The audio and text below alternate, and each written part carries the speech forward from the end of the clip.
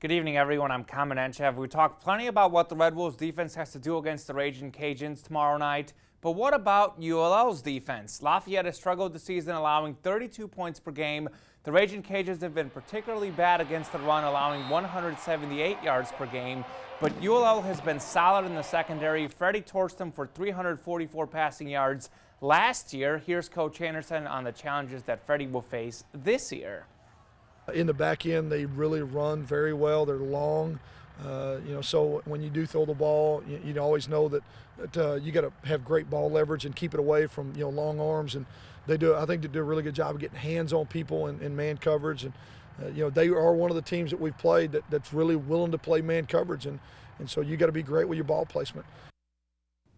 The Razorbacks played Auburn the opening game of last season. Since then, a lot has changed. The Tigers have went through 3 quarterbacks and have underachieved the last 2 years. Meanwhile, it's been a roller coaster of ups and downs for the Razorbacks. Arkansas finished strong in 2014 and was supposed to contend in the SEC in 2015, but injuries and players underperforming have kept Arkansas from the top of the conference so far. Here's Coach Bielema on Saturday's upcoming game. Change in personnel, change of quarterback. Their quarterbacks have been rotating through there, so there is some carryover, but not as much as one would probably think. And then from our point of view, offensively, going against their defense, they're just so much different from they were a year ago. It's kind of almost like a clean matchup of 2 new coaches or 2 new programs.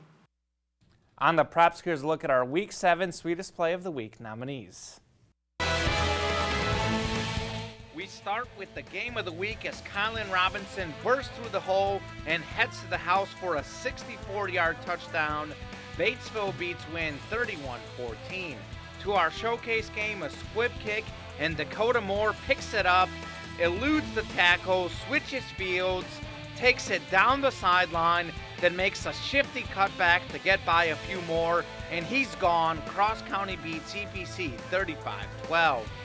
We head to Gosno for our third play.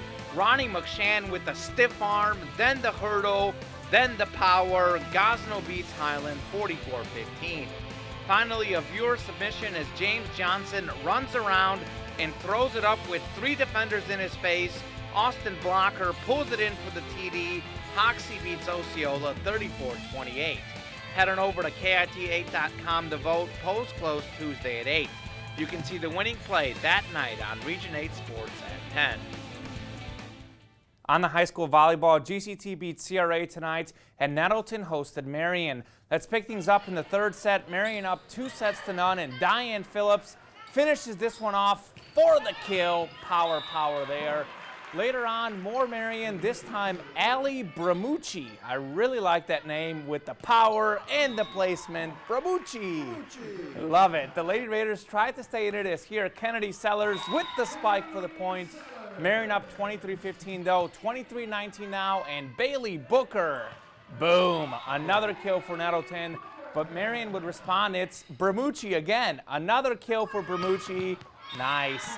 Match point now, the Lady Patriots set it up, and Diane Phillips would finish it off. Marion wins 3-1, or to none, excuse me. And as I said, it's 6-7 Jonesboro and 5 Piggott tennis players made state semis. We just pulled up the score here. Looks like the Blue Jays just beat the Royals 11-8. Eagles beating up on the Giants on Monday Night Football. Bramucci. Bramucci. Bramucci. It's a good name. We're back after this.